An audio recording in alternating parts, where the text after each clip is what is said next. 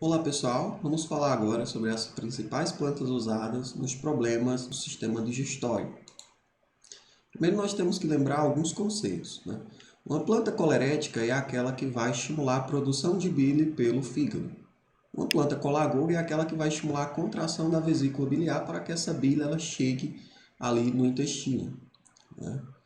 O fígado é, em geral, o principal alvo dos abusos de toda a natureza, porque é o fígado que vai estar processando, né, e ajudando na eliminação de substâncias tóxicas que a gente ingere, como álcool, como drogas, como medicamentos químicos sintéticos, né? A constipação intestinal ela pode se dar por ingestão insuficiente de água, fibras ou ainda por desmotilidade intestinal. Então a gente trata a constipação, né, pedindo para a pessoa tomar mais água, alimentos ricos em fibras, ou a gente usa uma planta laxante também. Devemos evitar o uso de tinturas para o tratamento de doenças pépticas, como refluxo gastroesofágico, gastrite, úlcera no estômago, no duodeno. Por quê? Porque as tinturas elas vão ter álcool e o álcool ele lesiona, né, o sistema digestório. O fitoterápico ideal para a prevenção e tratamento das doenças do sistema digestório deveria possuir as seguintes propriedades: anti-inflamatória, anti-úlcera, né, anti-ulcerogênica, antidispéptica para melhorar a digestão, carminativa para reduzir a formação de gases, hepatoprotetora para proteger o fígado, que vai ser o responsável por estar eliminando as toxinas que a gente ingere, né, através da alimentação, colagoga e colerética, colerética para ajudar na produção, né, aumentar a produção de bile pelo fígado, que é o fígado que produz a bile e joga na vesícula biliar, né? E colagoga para fazer contrair a vesícula biliar para fazer com que essa bile chegue ao intestino. A gente sabe que a bile ela vai atuar na digestão das gorduras. Quando a gente não digere bem as gorduras, a gente tem desconforto no intestino, né? No abdômen. Atividade tônica ou sedativa do fígado, né? Vai ajudar no funcionamento do fígado e uma ação sedativa também é interessante. E também uma atividade ou laxativa ou constipante. Laxativa para aquelas pessoas que estão com constipação. E no caso de pessoas que estão com diarreia, a gente atua com plantas aí que vão barrar essa diarreia. Plantas normalmente ricas em taninos, que vão travar ali, né, essa diarreia. Outra coisa que é importante que vocês saibam é sobre aquelas plantas com substâncias amargas, né, que tem um sabor amargo. Essas plantas, normalmente, elas são tônicas para o fígado, elas vão estimular a produção da bile, né, a secreção da bile também. Essa bile vai atuar na digestão das gorduras, melhorando a digestão. As substâncias amargas são um grupo de substâncias e compostos sem semelhanças químicas entre si, que têm em comum sabor amargo e atividade terapêutica. Podem pertencer a diversos grupos químicos, como óleos essenciais, glicosídeos, saponinas, alcaloides. Essas substâncias geralmente estimulam o funcionamento das glândulas digestivas, com aumento do suco gástrico e do apetite. Porém, em altas doses, né, essas plantas amargas podem diminuir o apetite.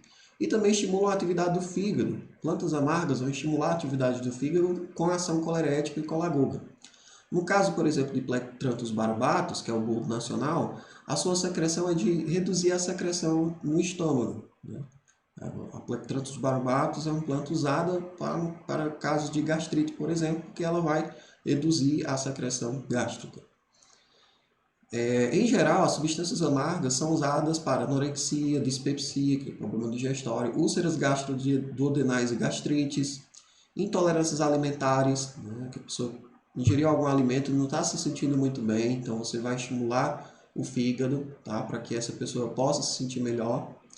E também nos casos de alergias, plantas assim são muito usadas para tratar alergias, distúrbios biliares e hepáticos, até mesmo diabetes mellitus, cefaleia associada à alimentação. Se ingere algum tipo de alimento, fica com dor de cabeça.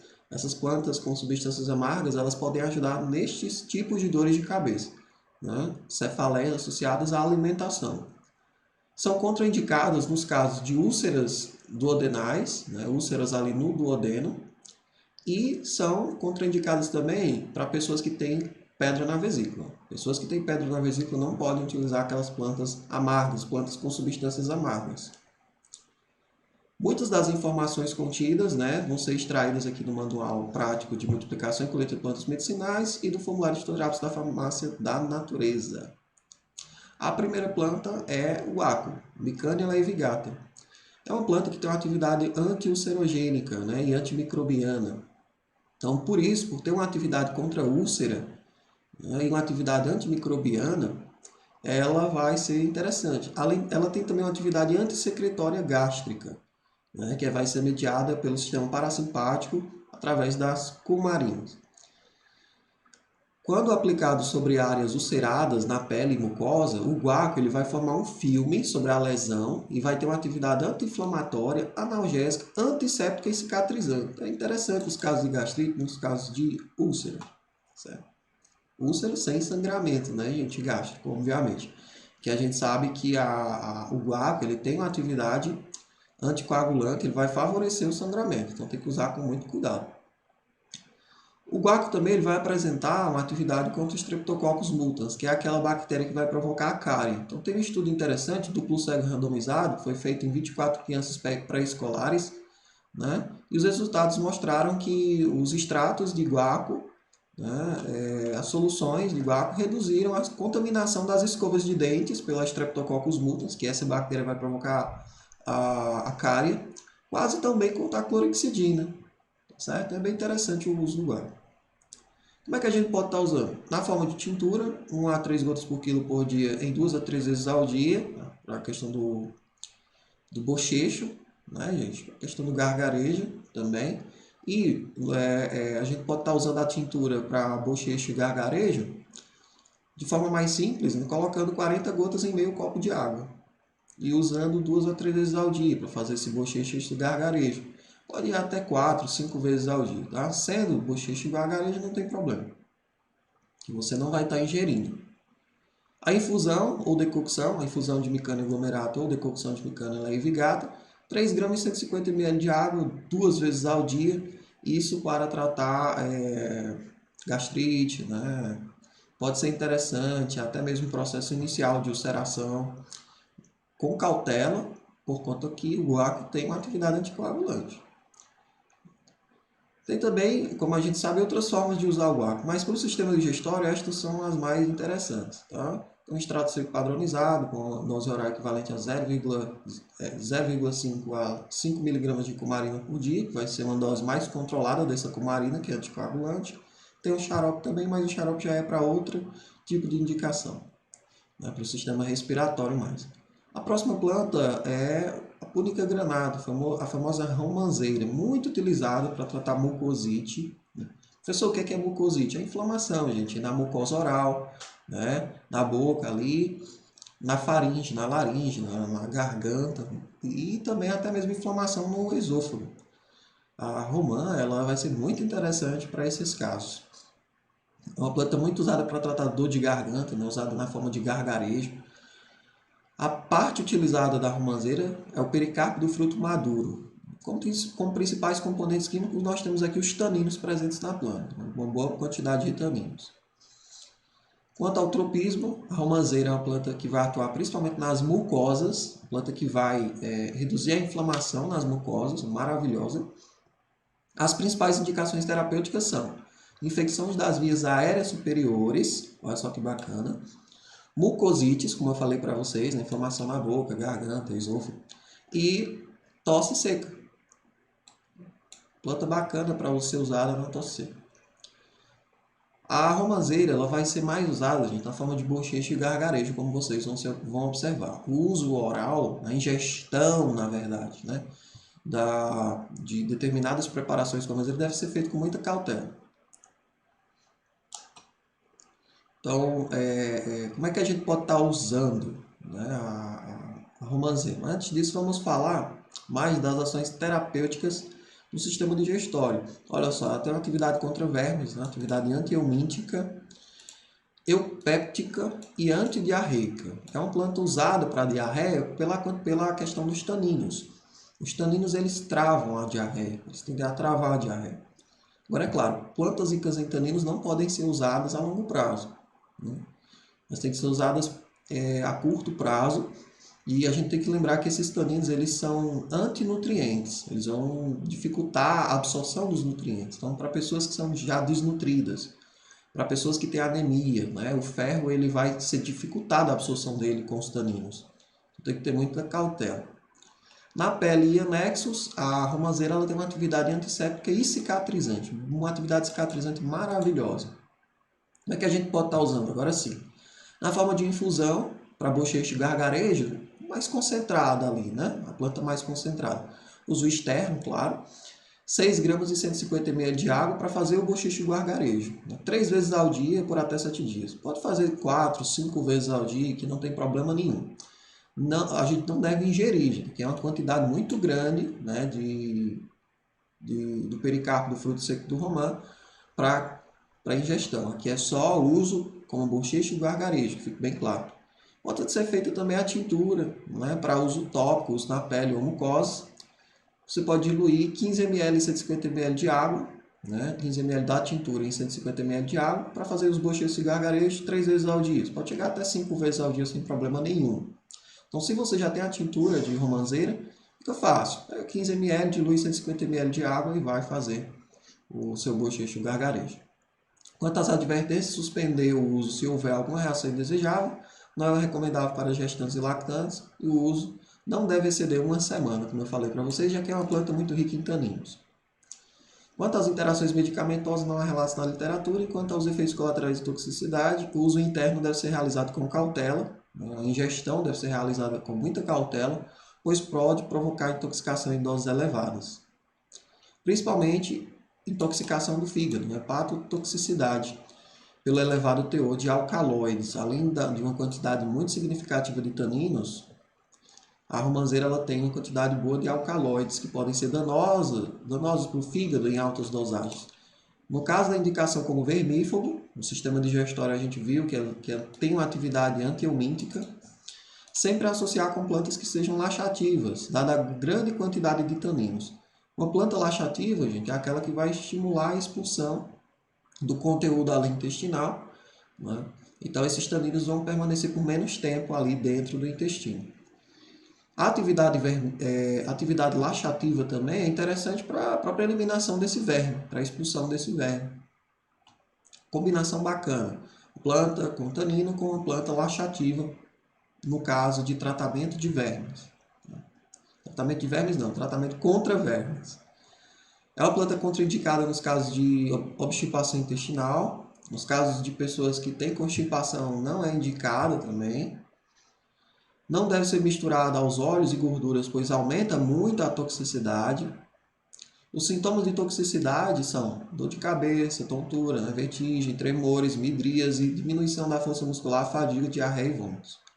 Nós temos aqui outras plantas que são úteis para os casos de mucosite, inflamação na boca, garganta, esôfago, principalmente na forma de bochecha e gargarejo, como por exemplo a malva silvestre, a salvia officinalis, Matricária camomila, Lipiocidoides, que é o alecrim-pimenta, Plantago major, que é a tanchagem, Psidium guajava, folha nova da goiabeira, própolis e também a sucupira, Pterodon marginatus. Plantas que você pode fazer um chá concentrado para fazer bochecho e gargarejo para estar ajudando aí no tratamento das mucosites. A próxima planta é a famosa macela, a Chiroclines satureoides, né?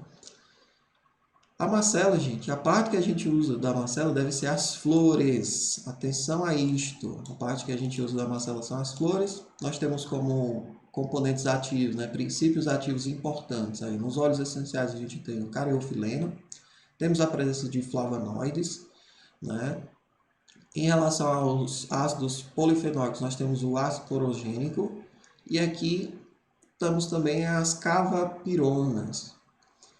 É uma planta, né, que tem tropismo pelo sistema imunológico e digestório, e a macela tem como principais indicações terapêuticas as seguintes: os processos inflamatórios e alérgicos, importante o uso da macela no tratamento da alergia, ou infecciosos das vias aéreas superiores.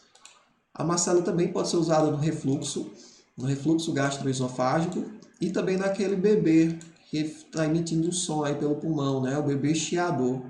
Principalmente aquele bebê que tem sensibilidade, né, que é um bebê alérgico, fica com o pulmãozinho chiando. A macela pode ser interessante nesse caso. Observem aqui que no sistema digestório, vamos achar aqui, a macela ela tem uma atividade antiespasmódica biliar intestinal, né? Vai impedir espasmos na vesícula biliar e espasmos no intestino. Tem uma atividade colagoga, tá? E colerética, devido ao ácido cafeico. E tem uma atividade vermífuga inespecífica, uma planta também usada para tratar vermes, vários tipos de vermes. Então tem uma atividade vermífuga inespecífica. Tá? No sistema respiratório, gente, a macela, só como curiosidade, ela tem uma atividade expectorante, anti-inflamatória e antialérgica, devido às saponinas, sobretudo na mucosa nasal. Então, processos alérgicos que afetam muito a mucosa nasal, o uso da macela pode ser bem interessante. Olha só, tem uma pesquisa sobre a macela que eu sempre gosto de destacar. O estudo em modelos animais de úlcera no estômago, né, úlcera péptica gástrica, mostrou que o extrato hidroetanólico, a tintura das flores de macela, eu estou querendo dizer canela, é macela, reduziu significativamente as lesões com efeito comparável ao omeprazol e à cimetidina. Sim, a tintura de macela pode ser tão útil quanto o omeprazol e a cimetidina para o tratamento de úlceras no estômago. Além disso, o extrato levou ao aumento da secreção de muco. O muco é uma substância que fica ali envolvendo o estômago para proteger ele contra o ácido. O que não foi observado nas drogas testadas, né? Não foi observado no omeprazol e na cimetidina, mas foi observado na macela esse aumento da produção de muco. Os autores concluíram que o extrato hidroetanólico das flores de macela apresentou atividade anti-úlcera, anti-ulcerogênica, porém não relacionada a mecanismos antissecretores. Como é que a gente pode estar usando a macela? Então, na forma de tintura, 1 a 3 gotas por quilo por dia, em 2 a 3 vezes ao dia. Uso pediátrico da mesma forma, já que a gente está considerando o peso. Ou a infusão, né? É uma quantidadezinha pequena, gente, a infusão. 0,6 gramas e 150 ml de água, 2 a 3 vezes ao dia. O uso pediátrico você vai fazer desta mesma forma, só que vai dar uma quantidade menor, uma quantidade mais correta para a criança. 5 ml por quilo por dia, em 2 a 3 vezes ao dia. Quanto às advertências, são as mesmas para qualquer planta, só que a macela não deve ser usada por longos períodos, né? Sem necessidade, na verdade, ela pode ser usada, né, por longos períodos, mas se for usada na dose adequada. No caso da infusão, pode ser usada por longos períodos, mas se usada na dose adequada, sem necessidade de intervalos. Quanto às interações medicamentosas, não há dados na literatura, e quanto aos efeitos colaterais de toxicidade, pode, em casos raros, provocar vertigem, cefaleia, dermatites, alergias oculares e fotodermatite.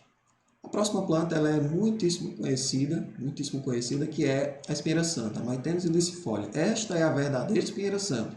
Cuidado para não estar usando a espinheira santa errada aí, né? A parte que a gente usa são as folhas.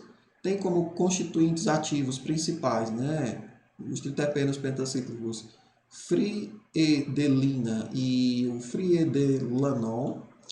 Nos triterpenos quinonametídicos, a maitenina e a pristimerina são os principais triterpenos quinonametídicos. Falando devagarzinho aqui que os princípios ativos, alguns têm nomes bem difíceis da gente falar.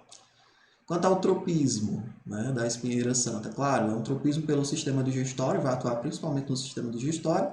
Quanto às principais indicações terapêuticas, a espinheira santa ela é usada para melhorar a digestão, né? Nos casos de gastrite, claro, das úlceras gastroduodenais e também, gente, olha só que bacana, a espinheira santa pode ser útil no tratamento de vômitos após a quimioterapia. Muito bacana, né? As ações terapêuticas no sistema digestório são antidiarreica, sim, a espinheira santa pode estar sendo usada aí para o tratamento da diarreia, antiulcerogênica, antidispéptica para ajudar na digestão e anti-inflamatória também. Então, planta bem completa. Olha só, gostaria de destacar esta pesquisa, né? São autores que vão investigar o efeito e possíveis mecanismos de ação no extrato aquoso, no chá, né, gente? Liofilizado das folhas de espinheira santa na secreção ácida em modelo animal. O extrato ele reduziu de maneira semelhante à cimetidina a secreção ácida basal induzida por histamina de forma dose dependente. Vai reduzir, sim, a produção de ácido no estômago. Isso provavelmente pela inibição dos receptores H2, que são os receptores de histamina. A espira-santa ela vai reduzir a produção de ácido. É uma planta antiácida, a própria Anvisa já reconhece. Modo de usar, né? Como é que a gente pode estar usando? Extrato seco de cápsulas ou comprimidos, uso oral de 660 mg 2 a 3 vezes ao dia, né? Ou 2 a 3 cápsulas de 500 mg 2 vezes ao dia. Ou a gente pode estar fazendo a infusão, que é a forma mais simples, né? Uma quantidade pequena, tá, gente? Não é uma quantidade muito grande. Uso oral 0,5 a 3 gramas de 150 ml de água, 3 a 4 vezes ao dia. Normalmente eu costumo indicar o uso de 3 gramas, né, em 150 ml de água até 4 vezes ao dia. Uso pediátrico, você vai fazer essa mesma dosagem, só que a quantidade que você vai dar é menor, né? 5 ml do chá por quilo por dia, em 2 a 3 vezes ao dia. Quanto às advertências, suspender o uso se houver alguma reação indesejável, não é recomendado para gestantes e lactantes. Essas são as advertências que a gente usa para qualquer planta mesmo. Interações medicamentosas não há dados na literatura. E quanto aos efeitos colaterais de toxicidade, evitar o uso contínuo por mais de 1 ano. Tá? A espira-santa usa por no máximo 1 ano. Pode diminuir a lactação se o uso for prolongado. E aqui nós temos outras plantas que vão ser úteis para o tratamento de doença péptica.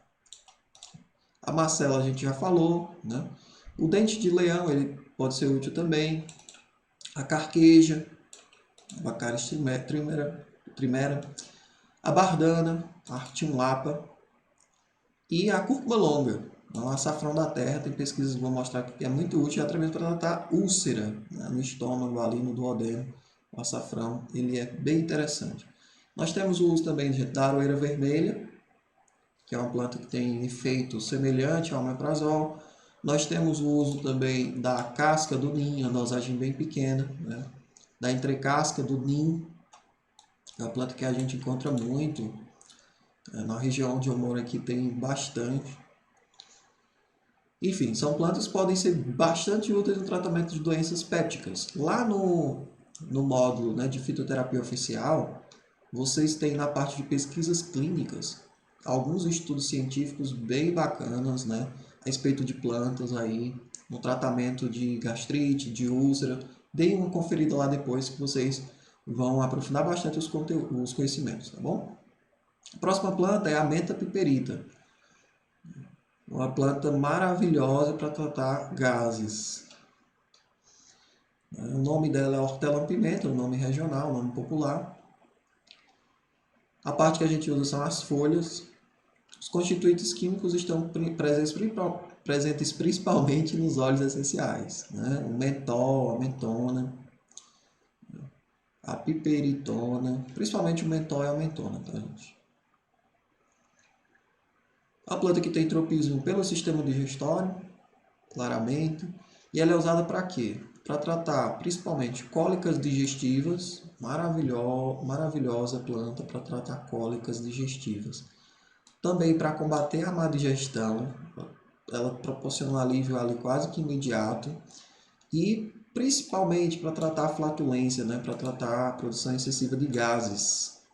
Observem aqui que no sistema digestório, as ações terapêuticas mais específicas, ela tem uma ação carminativa, né, tratamento de gases, eupéptica, estomática, colerética e colagoga, antiespasmódica, para tratar as cólicas digestivas, antiemética, olha só, ela é uma planta que ajuda demais nessa sensação, essa vontade de vomitar, né, na náusea. O uso do óleo essencial na forma de aromaterapia também ajuda a reduzir essa sensação de náusea. O próprio gargarejo, com uma gotinha só do óleo essencial em água, né, misturado ali bastante com a água, é bem útil também na redução desses sintomas. E possui uma atividade cialaguda. Bom, como é que esta planta pode estar sendo usada? A infusão das folhas, 1,5 gramas de 150 ml de água 2 a 4 vezes ao dia.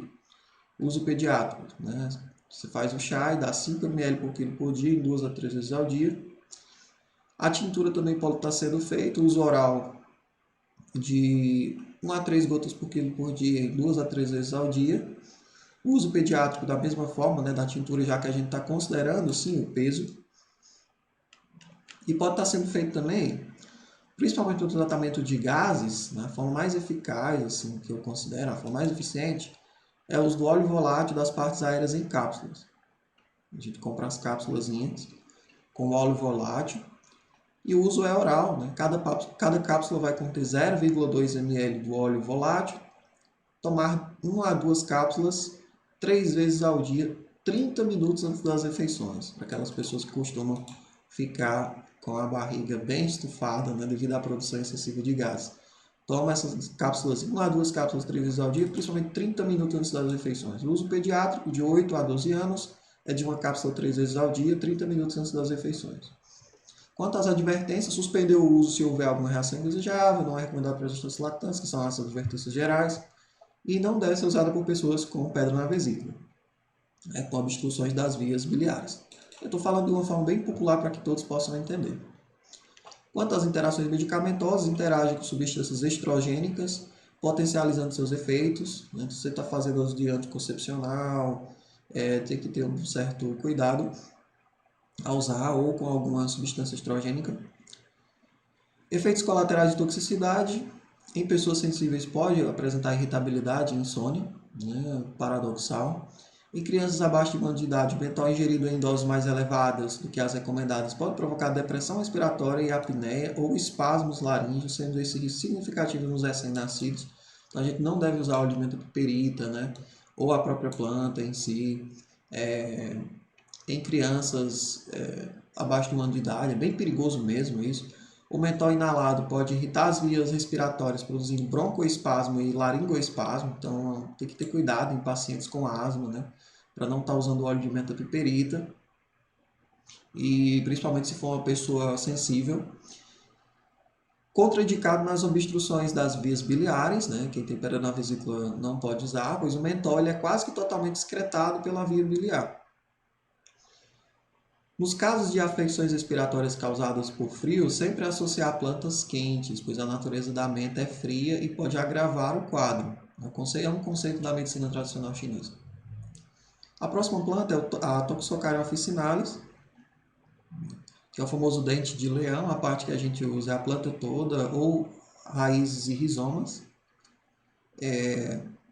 Os principais constituintes químicos nós temos os flavonoides, o apigenol e o luteolol nas folhas. Nós temos também a presença de substâncias amargas, no dente de leão, claramente, né? A taraxacina, a lactopicrina e a inulina. Presença de substâncias amargas, então é uma planta que vai tonificar o fígado, né? Que vai tratar problemas hepáticos, que pode ser útil para tratar problemas hepáticos, que vai melhorar a digestão, tá certo? É uma planta que tem tropismo pelo sistema digestório, obviamente. Dente de leão tem como principais indicações terapêuticas as afecções no fígado, as afecções hepáticas e das vias biliares e edemas por retenção de líquidos. Planta muito usada para inchaço, né, gente? Edema por retenção de líquidos. Então, o dente de leão, inclusive, está presente em algumas formulações para emagrecimento. No caso, vai desinchar a pessoa e a pessoa pensa que houve emagrecimento. As ações terapêuticas no sistema digestório são a ação laxativa, colagoga-colerética, tônica do fígado. A colagoga-colerética é substâncias amargas, possui substâncias amargas. Tônica do fígado também. Estomática, antidiarreica, gastrocinética e anti-inflamatória também, tá certo? Bom, como é que a gente pode estar usando esta planta, né, a dente de leão? Na forma de infusão da planta inteira, pode ser usado a planta inteira. Uso oral de 3 a 4 gramas de 150 ml de água 3 vezes ao dia. 4 gramas, gente, 150 ml de água 3 vezes ao dia. Pode ser feita a tintura também, né? 1 a 3 gotas por quilo por dia em 2 a 3 vezes ao dia. Tem o extrato seco, pode estar sendo feito extrato seco padronizado, uso oral 150 mg 2 vezes ao dia. Pode ser feita a droga vegetal, uso oral de 4 a 10 gramas 3 vezes ao dia, ou extrato fluido também. Quanto às advertências, são as mesmas para qualquer planta. Quanto às interações medicamentosas, pode potencializar o efeito farmacológico dos hipoglicemiantes orais. É uma planta que pode reduzir a glicemia, então se você já faz uso de medicamento para reduzir a glicemia, tem que ter cuidado. Pode potencializar também os efeitos dos diuréticos e dos antihipertensivos. É uma planta que tem o efeito diurético também, né? Então tem que ter cuidado se você já usa o medicamento diurético. Tem um efeito também na redução da pressão, então tem que ter cuidado se você já usar medicamento para reduzir a pressão, pois pode baixar demais. Devendo-se tomar cuidado quando usado concomitantemente, né, com diurético, com antihipertensivo, com hipoglicemiante. Nesses casos deve haver um acompanhamento do especialista ou de um médico. Quanto aos efeitos colaterais de toxicidade, não deve ser usado em caso de obstrução das vias biliares, né, em caso de pedra na vesícula, ou íleo paralítico. Pode ocorrer dermatite de contato devido às lactonas sesquiterpênicas. Pode provocar hiperacidez gástrica nos pacientes predispostos devido aos princípios amargos. Aquela ideia, se a planta tem princípios amargos, tem que ter cuidado. Se a pessoa já está produzindo muito ácido, usar uma planta amarga pode piorar o quadro, tá certo? Pode piorar o quadro de hiperacidez. Devendo ser evitada nos casos de úlceras gástricas ativas. A próxima planta é a Eclipta alba, uma planta maravilhosa, né? Uma planta conhecidíssima como hepatoprotetora, para problemas hepáticos, que é a famosa erva butã, planta antioxidante maravilhosa. A parte que a gente usa é a planta toda, certo? Quanto aos constituintes químicos principais, nós temos os cumestanos, né? A vedenolactona e o dimetilvedenolactona e saponinas, a ecliptina, né? A saponina bem interessante.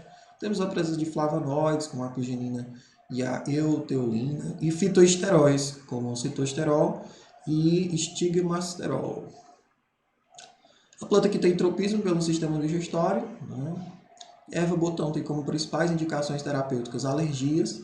Gente, é uma planta antialérgica muito interessante. Pensou em erva botão, pensa em uma planta antialérgica e uma planta hepatoprotetora, uma planta antioxidante. Então ela é uma planta antialérgica, sobretudo em picadas de inseto e também em afecções hepáticas, é muito usada em problemas hepáticos. Quanto às ações terapêuticas no sistema digestório, é uma planta hepatoprotetora, laxativa bem suave e também uma planta vermífuga inespecífica. Pode ser usada aí para complementar um tratamento contra vermes. No sistema imunológico é uma planta antialérgica, isso é bem interessante.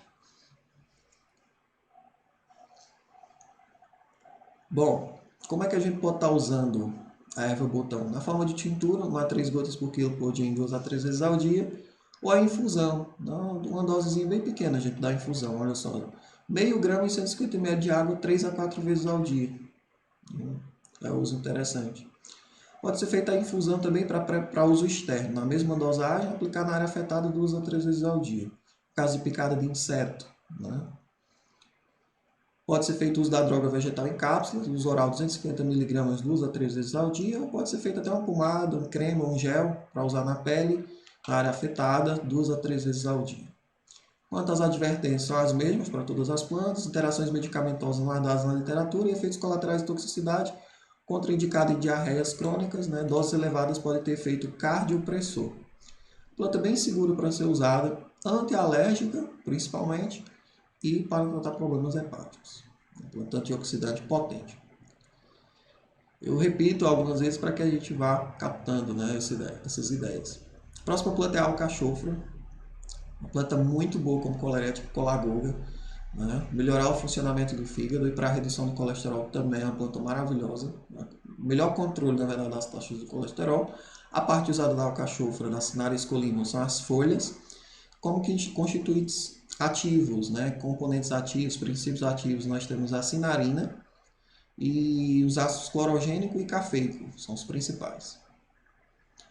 É uma planta, claro, que tem tropismo pelo sistema digestório, e é usada para problemas hepáticos e para melhorar a digestão, para dispepsias, também para controlar os níveis de colesterol. No sistema digestório, é uma planta colagoga, colerética, laxativa, hepatoprotetora, eupéptica e anti-inflamatória do cólon. Então, se você tem colite, a alcachofra pode ser bem interessante para você. Se você tem colite e tem constipação, a alcachofra pode ser uma planta bem bacana. Ela tem uma atividade hipoglicemiante, né? Ela reduz levemente a glicemia. Então tem que ter cuidado em pessoas que já fazem uso de medicamentos para diabetes. A sinarina presente na alcachofra é capaz de aumentar até 100% a secreção biliar. Ela vai aumentar muito, gente. A secreção e a expulsão ali para o intestino, né, da bile. Ela também vai aumentar a secreção gástrica. Então não é uma planta para ser usada em quem tem gastrite. Como é que a gente pode estar usando a alcachofra? Na forma de tintura, 1 a 3 gotas por quilo por dia, 2 a 3 vezes ao dia. A droga vegetal em cápsulas ou comprimidos, né? 60 a 1000 miligramas por dia, até 1 grama por dia, em 2 a 3 vezes ao dia. O extrato seco padronizado também, né? 1.200 miligramas, o extrato da folha fresca ou 600 miligramas o extrato da folha seca, 1 a 2 vezes ao dia. Ou a infusão, né? 1 grama, gente, 1 grama da alcachofra já é o suficiente em 150 ml de água antes das refeições, principalmente para ajudar na digestão. Quanto às advertências, são as mesmas, né, para qualquer planta. Quanto às interações medicamentosas, o seu efeito colagogo de aumentar a contração ali da vesícula biliar, melhorar, potencializar, né? Se você quiser, para este efeito, esse efeito pode ser potencializado com a bétula, né, com alecrim, ou com dente de leão, que a gente já viu, ou com boldo, Pinemos boldos, ou carqueja, que tem esse efeito também, ou a genciana, que também tem esse efeito, ou a siledônia. Associar, né, esta planta com dente de leão, o boldo, já é bem interessante. A alcachofra com boldo, vai ficar bem amargo, né? Quanto aos efeitos colaterais de toxicidade, pode diminuir a lactação em nutrizes, por conta da sinarina presente, pois podem alterar o sabor do leite, sendo rejeitado pelos lactentes. Então, mulheres que estão amamentando, ficar usando alcachofra não é interessante. Foram descritos casos de urticária e dermatite de contato em pessoas que tiveram contato frequente com a alcachofra pela ação das lactonas sesquiterpênicas, a sinaropicrina, né? Contraindicado nos casos de obstrução biliar, nos casos de pedra na vesícula. Qualquer planta amarga não é indicada nos casos de pedra na vesícula, e principalmente por calculose ou tumor. A próxima planta é a Baccharis trimera, a famosa carqueja. A carqueja tem uma atividade hipoglicemiante leve também, reduzir a glicemia. Então, é uma atividade bem interessante para tratar o fígado. A carqueja é uma das principais para tratar o fígado. Tem como a gente usa as folhas da carqueja, né? Tem como principais constituintes ativos os flavonoides, a epigenina, a luteolina, a quercetina, né? O camferol. A carqueja tem tropismo pelo sistema digestório, é uma planta para tratar problemas hepáticos. As principais indicações terapêuticas são as dispepsias biliares e dores ciática, né? Lombar e na coluna. Sim, a carqueja pode ser usada aí para ajudar na dor ciática, lombar ou na coluna. E ela é usada também para o tratamento de diabetes mellitus tipo 2. Esse uso da carqueja na dor ciática, lombar e na coluna é pouco conhecido. No sistema digestório, a carqueja tem uma ação tônica e protetora do fígado, né, devido aos princípios amargos e os flavonoides, que são antioxidantes bem importantes. Ação protetora também sobre o estômago e o intestino e uma ação antiácida. Então, ela pode estar sendo usada aí junto com a espinheira santa, né, carqueja e espinheira santa, para essa atividade antiácida. No sistema endócrino, como eu falei, tem uma atividade hipoglicemiante, né, no diabetes mellitus tipo 2 e é coadjuvante nos tratamentos da obesidade. Interessante que no sistema urinário ela tem uma atividade diurética também, a carqueja é conhecida para isso, e anti-inflamatória das vias urinárias. O efeito da ação hipoglicemiante é maior com o uso do chá, né? Mas como o sabor é muito amargo, uma boa opção é a droga vegetal em cápsulas. Como é que a gente pode estar usando a carqueja? Na forma de decocção, 2,5 gramas em 150 ml de água 2 a 3 vezes ao dia. Na forma de tintura, 1 a 3 gotas por quilo por dia em 2 a 3 vezes ao dia. Ou a droga vegetal, né, uso oral, uma cápsula 250 mg, 1 a 3 vezes ao dia. Quanto às advertências, são as mesmas. Quanto às interações medicamentosas, as mesmas para qualquer planta, né, gente? Quanto às interações medicamentosas, ela pode ser associada ao camapu, à unha de gato, né, que é um cara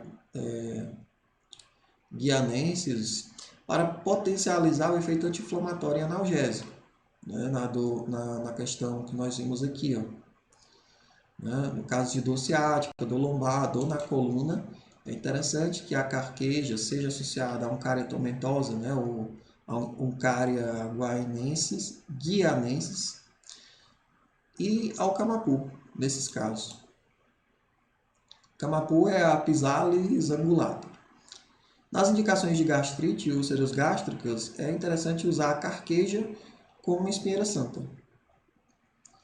Quanto aos efeitos colaterais de toxicidade, pode provocar hipersensibilização, hipotensão arterial ou alterações digestivas em usos prolongados e doses elevadas ou em pacientes muito sensíveis.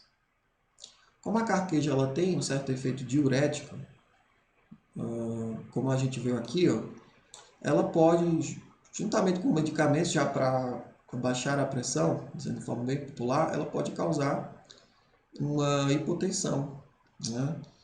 E até mesmo levar a pessoa a um desmaio. Então tem que ter cuidado quando for usar em pacientes que já fazem uso de antihipertensivo. Estudos de intoxicação aguda em humanos não encontraram quaisquer alterações ou sinais de toxicidade. Doses excessivas e prolongadas, acima de 3 meses, podem provocar leucopenia. Então não usar a carqueja acima de 3 meses, né? 2 meses aí, 2 meses e meio. Alguns casos de hipoglicemia foram relatados mesmo em pessoas normoglicêmicas. Então tem que ter cuidado com o uso da carqueja, porque pode reduzir a glicemia, como a gente já vem repetindo. A próxima planta é a Pelmus boldus, o famoso boldo verdadeiro, que é o boldo chileno, né? A parte que a gente usa são as folhas do Pelmus boldo.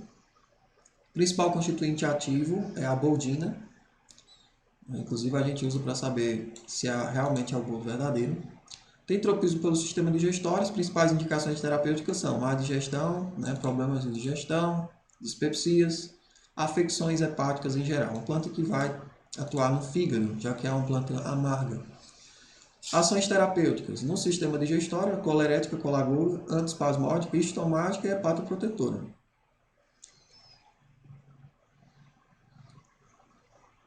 Bom, em animais, o Pelmus boldus, né, o boldo verdadeiro, apresentou atividade diurética, aumentando a excreção urinária em 50%. Como é que a gente pode estar usando o boldo? Na forma de infusão, né, 1 a 2 gramas e 150 ml de água 2 vezes ao dia. Pode ser o extrato seco padronizado também, mínimo 0,1% de boldina.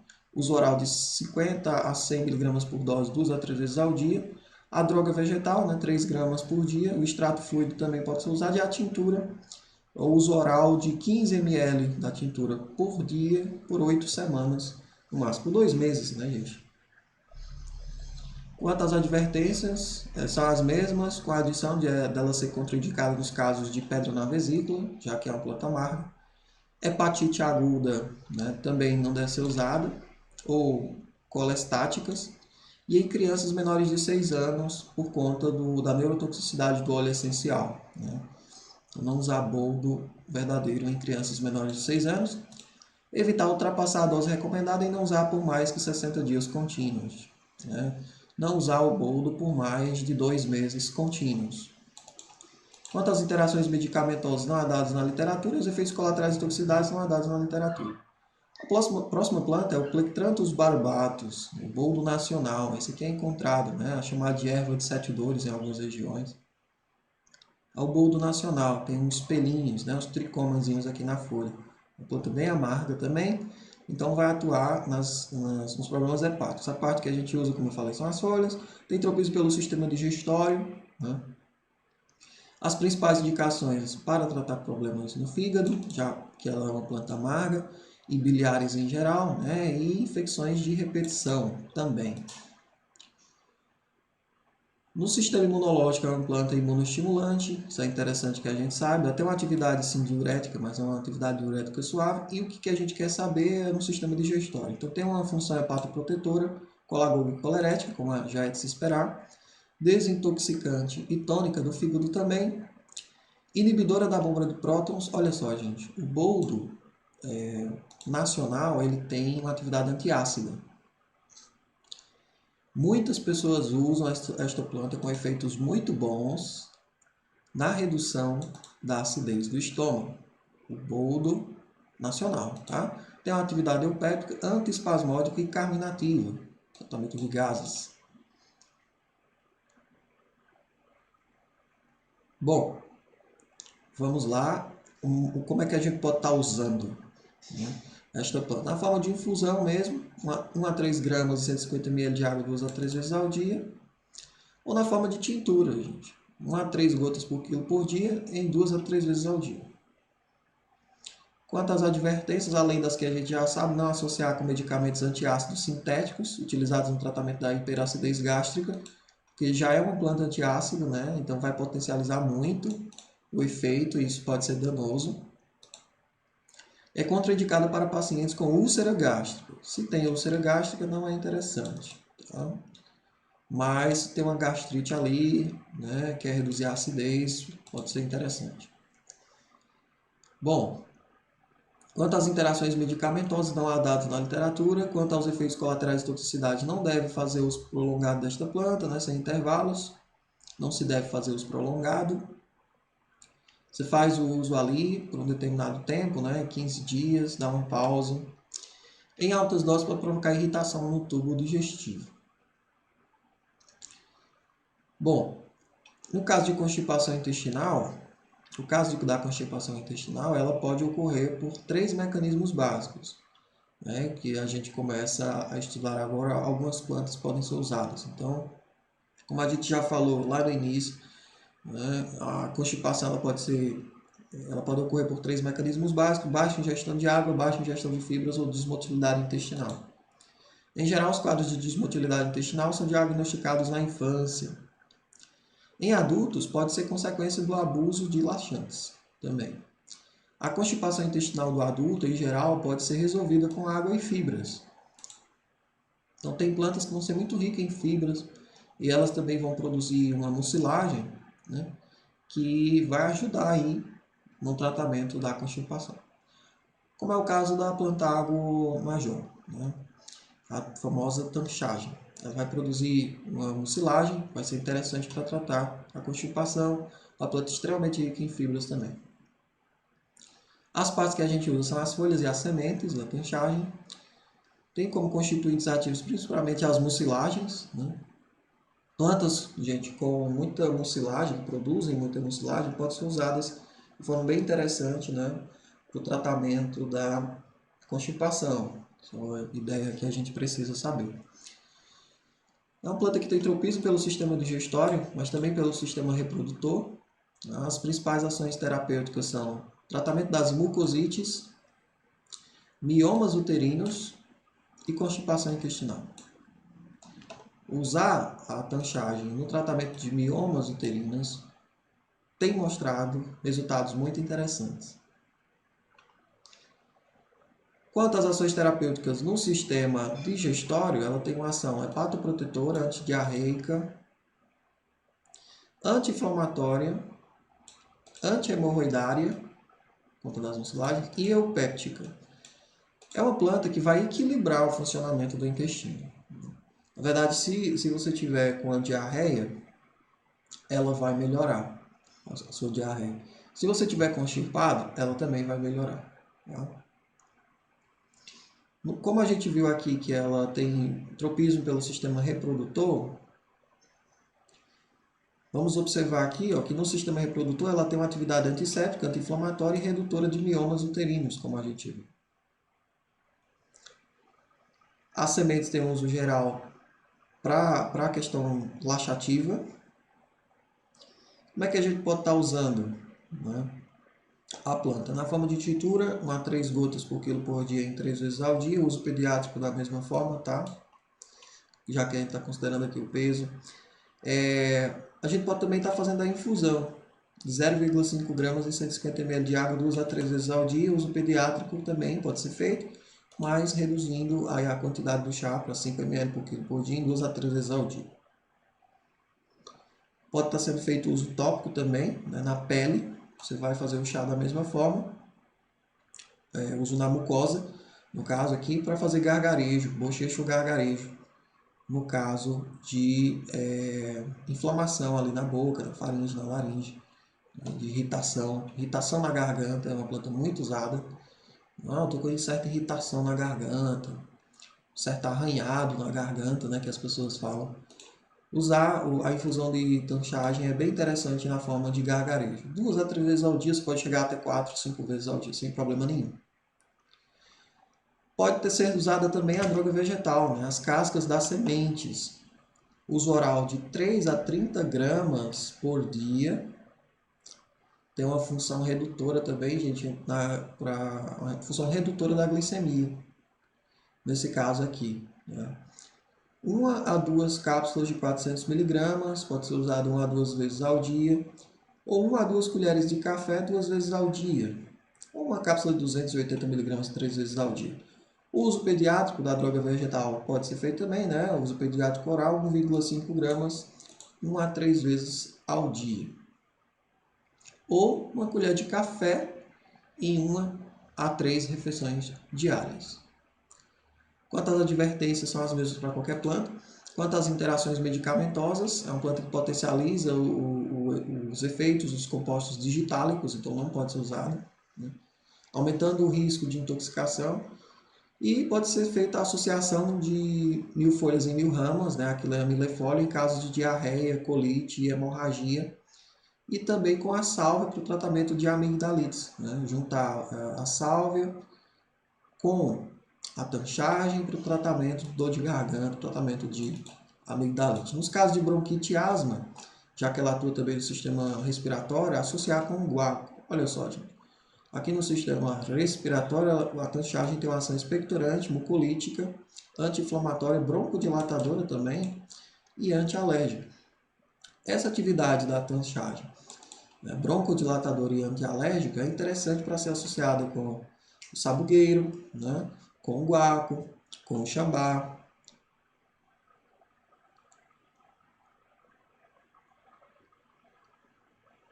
Quanto aos efeitos colaterais de toxicidade, evitar o uso em pacientes hipotensos, evitar o uso em pacientes com obstrução intestinal, em grávidas e lactentes. A tanchagem, como eu falei para vocês, ela reduz a glicemia, ela tende a reduzir a glicemia pela questão das mucilagens. Plantas ricas em mucilagem, elas tendem a reduzir a glicemia. Então, tem que ter cuidado se você já faz uso de hiperglicemia. Superdosagens podem causar arritmias, né, a bradicardia e também hipotensão arterial. Pode reduzir a pressão. A próxima planta é o hibisco sabidário, o famoso hibiscus. Uma planta muito usada para redução da pressão arterial, muito usada mesmo, mas é uma planta com efeito laxativo, suave, tá? Poderia dizer que é um efeito laxativo suave. Ela vai reduzir também o colesterol, né? Vai melhor controlar as taxas de colesterol, na verdade. Uma planta conhecida como vinagreira ou rosélia, vinagreira porque lembra o gosto de vinagre. A parte utilizada são os cálices e sépalas, né, ali das flores. Os constituintes ativos nós temos aqui nos cálices, principalmente a presença de antocianinas, né, e a cianidina. E nas flores nós temos a presença de flavonoides, né, ácido ascórbico, antocianinas também. É uma planta que tem tropismo pelo sistema digestório, mas também pelo sistema cardiovascular, tá? As principais indicações terapêuticas são: o hibisco pode ser usado no tratamento da anemia, uma planta bem rica em ferro, e também na constipação intestinal. Pode ser usado também, gente, como hiperlipemiante, como vocês podem observar aqui, né, para melhor controlar as taxas de colesterol, e tem uma atividade remineralizante, né? Tratamento da anemia é muito usado também, e uma atividade laxativa, como eu falei para vocês. Como é que a gente pode estar usando o hibisco?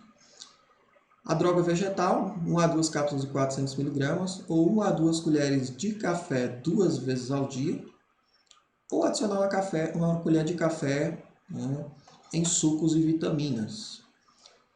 A gente pode também estar fazendo uso da infusão, de 0,5 gramas e 150 ml de água 2 a 3 vezes ao dia. Pode usar até 3 gramas, tá, com segurança. 3 gramas e 150 ml de água 2 a 3 vezes ao dia, principalmente no tratamento da hipertensão.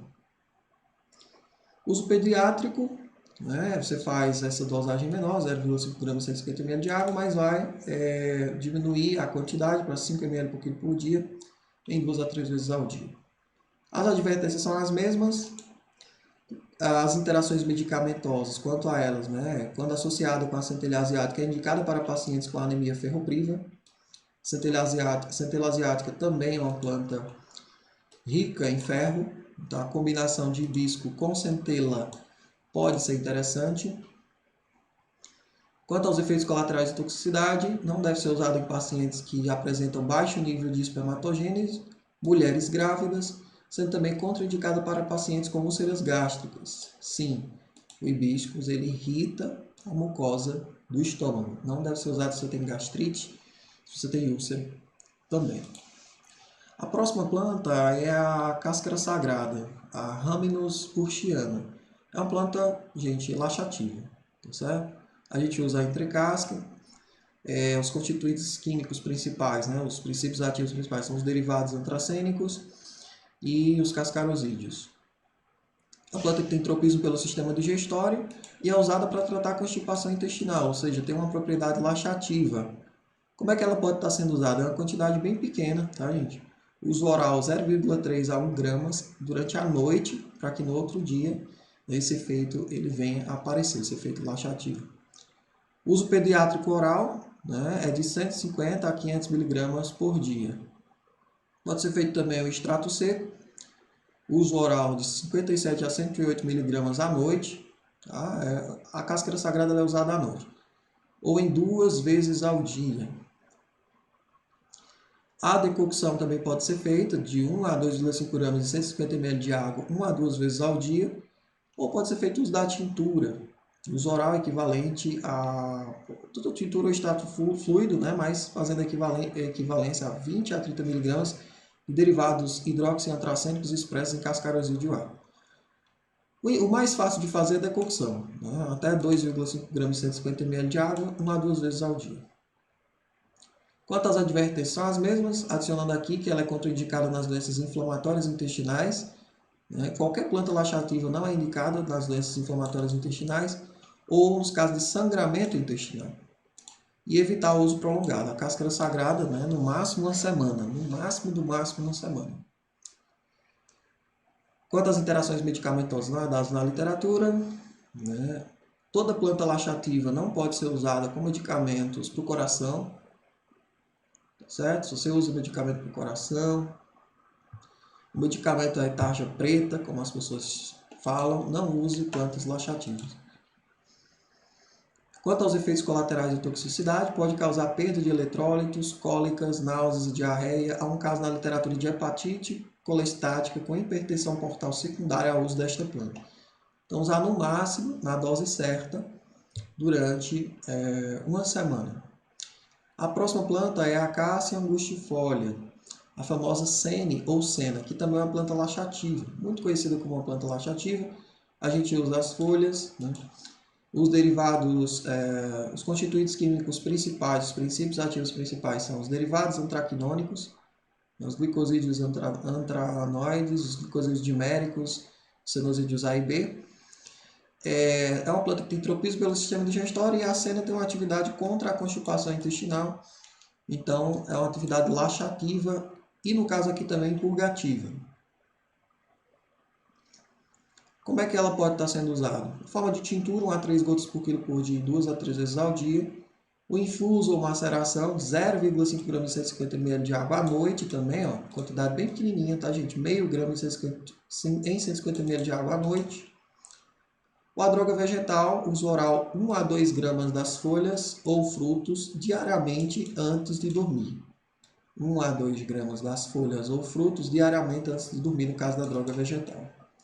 Pode estar sendo feito uso do extrato seco também, 150 mg, 1 a 3 vezes ao dia, equivalente a 10 a 30 mg de senosídeos, calculados como senosídeo B, né? Nesse caso aqui administrado à noite. As advertências são as mesmas para as plantas em geral e evitar o uso prolongado, sempre também de fazer o uso no máximo por 7 dias, uma semana. Quanto às interações medicamentosas, o uso de bloqueadores dos canais de cálcio, antagonistas da calmodulina ou indometacina em uso concomitante com a pode reduzir os efeitos laxativos, evitar o uso da sene concomitantemente com antiácidos, pois são incompatíveis. Se você usa um antiácido, não deve fazer uso do antiácido com a sene. Pode aumentar o risco de intoxicação digitálica se usado concomitante. Não se deve associar várias vezes seguidas o sene com drogas antiespasmolíticas, como camomila e anis estrelado, e nem com drogas eméticas. Quanto aos efeitos colaterais de toxicidade, as cólicas abdominais não são raras com o uso da sene. No início do tratamento pode causar diarreia com perda de potássio. O uso contínuo pode causar constipação paradoxal. As antraquinonas podem escurecer a urina e pigmentar o cólon, devendo o seu uso ser descontinuado 1 mês antes da realização de endoscopias digestivas baixas. É contraindicado nas obstruções intestinais, enterites e colites e hipocalemia. Mulheres em períodos de menstruação podem ter o fluxo aumentado com o uso da sene e o uso prolongado pode provocar baqueteamento dos dedos. Próxima planta é a famosa goiabeira, Psidium guajava. As partes que a gente usa são os brotos e folhas jovens da goiabeira de polpa vermelha. Os brotinhos e as folhas jovens da goiabeira. Nós temos como principais constituintes ativos as flavonoides, a gualjaverina, a avicularina, saponina, citerpenos, quercetina, ácido leonóico. É uma planta que tem tropismo pelo sistema digestório e os brotos e folhas jovens da goiabeira são usados para tratar diarreia aguda não infecciosa, bacteriana. As ações terapêuticas no sistema digestório são antiemética, para tratar aquela vontade de vomitar, a náusea. Tem uma atividade antiespasmódica e uma atividade antidiarreica, muito usada para tratar diarreia. Tá certo? Na boca, o chá concentrado dos brotos ou folhas jovens da goiabeira pode ser usado com atividade antisséptica e analgésica também. No sistema nervoso tem uma atividade analgésica e relaxante muscular, importante que a gente saiba, uma atividade leve. Como é que a gente pode estar usando os brotos ou folhas jovens da goiabeira? Na forma de infusão, quantidade pequenininha, 0,5 gramas em 150 ml de água 2 a 3 vezes ao dia. Pode até usar 3 a 6 vezes ao dia, sem problema. Uso pediátrico. Você vai fazer a preparação do chá, mas você só vai dar uma quantidade de 5 ml por quilo por dia em 2 a 3 vezes ao dia. Pode fazer uso também da tintura, 1 a 3 gotas por quilo por dia em 3 vezes ao dia. Uso pediátrico também pode ser feito, considerando o peso. A droga vegetal pode ser usada também, 500 mg, 3 a 4 vezes ao dia. Ou o extrato seco, uso oral, 250 a 300 mg, 3 a 4 vezes ao dia. As advertências são as mesmas para todas as plantas, as demais plantas. Quanto às interações medicamentosas não dadas na literatura. E quanto aos efeitos colaterais de toxicidade, o teste de toxicidade realizado com o extrato das folhas da goiabeira apresentou o DL50, que é a DL50 de 5 gramas por quilo. E nenhum dos trabalhos consultados foram encontrados dados de intoxicação com a planta. É uma planta considerada extremamente segura. Tá? Esse chá, gente, é da quantidade de 0,5 gramas 150 ml de água 2 a 3 vezes ao dia. Eu achei uma dosagem muito, muito pequena. Pode ser usado até 3 gramas, tá? Em 150 ml de água 2 a 3 vezes ao dia, sem problemas de intoxicação. Bom, era isso. Como eu falei para vocês, é interessante que vocês vejam todos os vídeos da parte sobre pesquisas clínicas com plantas medicinais em seres humanos, para que vocês possam aprofundar ainda mais os conhecimentos. Grande abraço e até a próxima.